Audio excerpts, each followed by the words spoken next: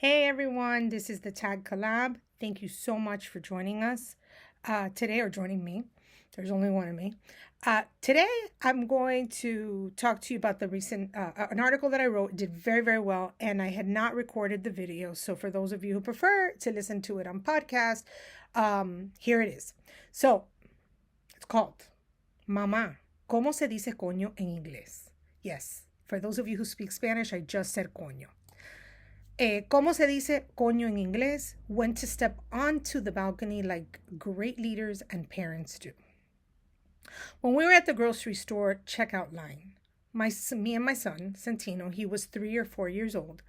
Like all good Hispanics in Miami, we had only spoken to him in Spanish at home. English was brand new because he had just started school.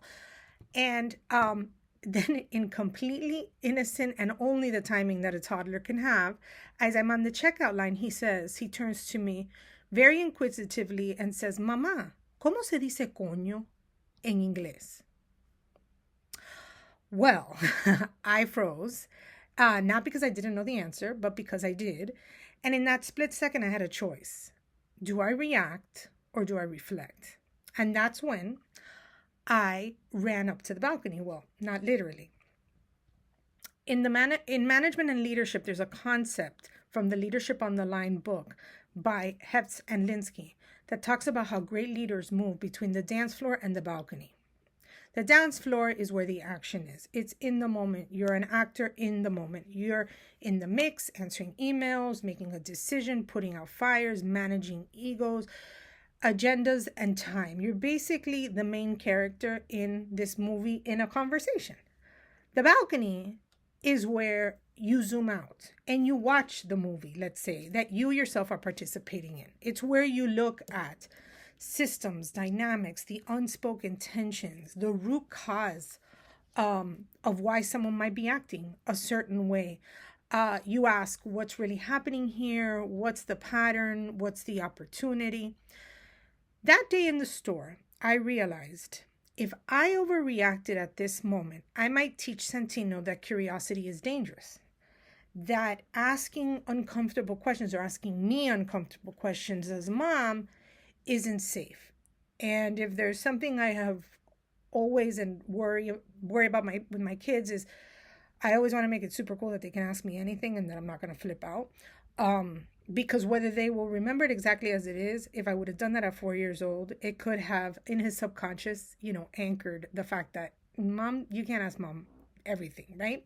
So anyways, so it was at that moment I knew that if I didn't get this right, it might not be a big deal today, but it could be a big deal later. So I smiled and I took a breath and I came back to the dance floor and I said, shit, Santino, pero eso no se dice. Playful, clear, no shame, just enough. And here's the truth. Whether you are leading a team or raising a child, the same principle applies. If you never step onto the balcony, you miss the bigger picture. You miss the why behind the behavior. You miss the pattern behind the power struggle or the root cause of that power struggle. You miss them, not just the version you want them to be, but the person that they're becoming. When we manage only from the dance floor, we micromanage.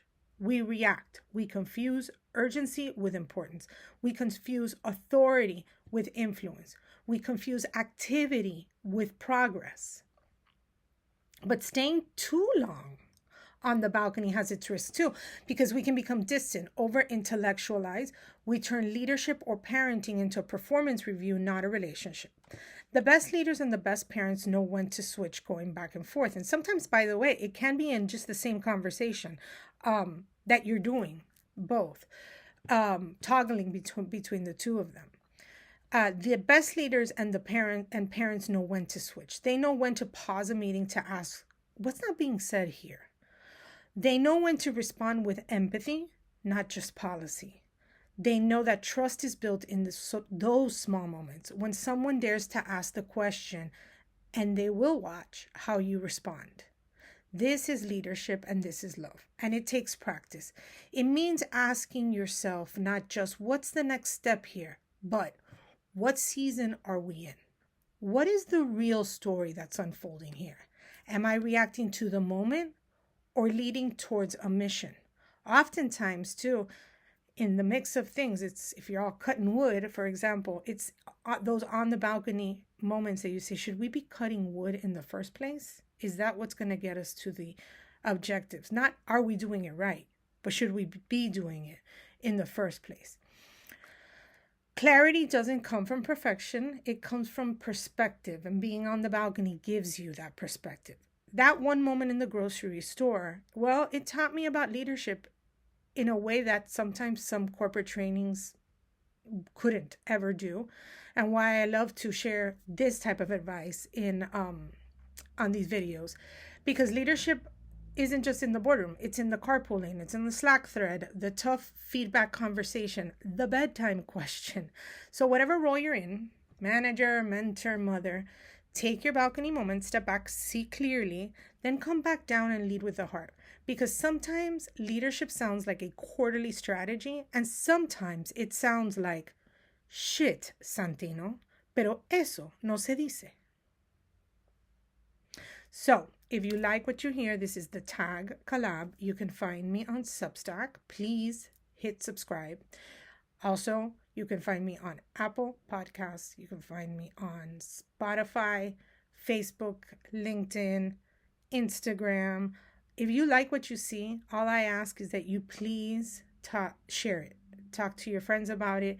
I want to know that I am adding value to you and that I'm making the best use of my time. So, till next time.